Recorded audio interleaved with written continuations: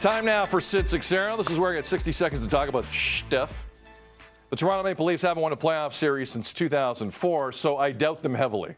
It's my knee-jerk reaction. It's been nearly 20 years since they won a playoff series. I can't trust them. But once in a while, during the course of a National Hockey League regular season, I see something that makes me think the Leafs are going to flip things around this postseason. Maybe they figured it out. Not one, but two of those things happened Tuesday night against Florida. First, someone messed with Austin Matthews, who's really good at hockey. And one of his boys stepped in. Nick Cousins gave Matthews a couple of whacks, as you're about to see. Michael Bunting then said, nope.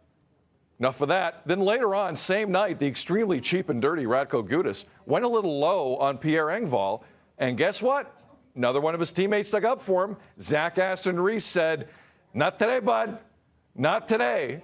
Now, they're not exactly the Broad Street Bullies, but still, this is a Leafs team that can't win in the spring, and normally it's because they're not really a team.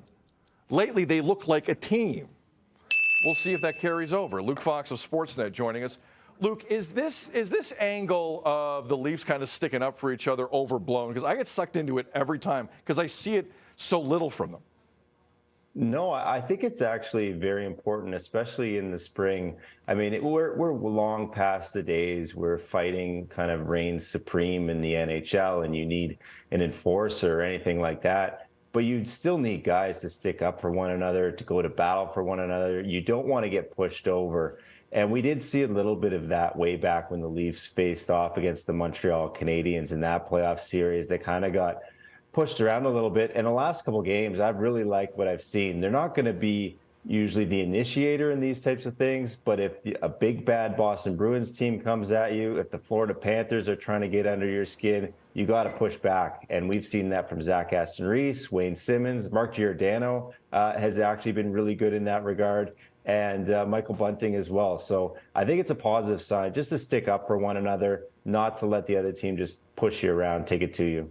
I'm with you. I'm glad you took that route because sometimes I can go overboard on angles, but I don't think I am here. I think it's not a team we've seen in recent years, and even a few examples here and there. I think it's worth something. So with that said, trade deadline is coming up. It's oddly fast approaching. Friday, March the 3rd.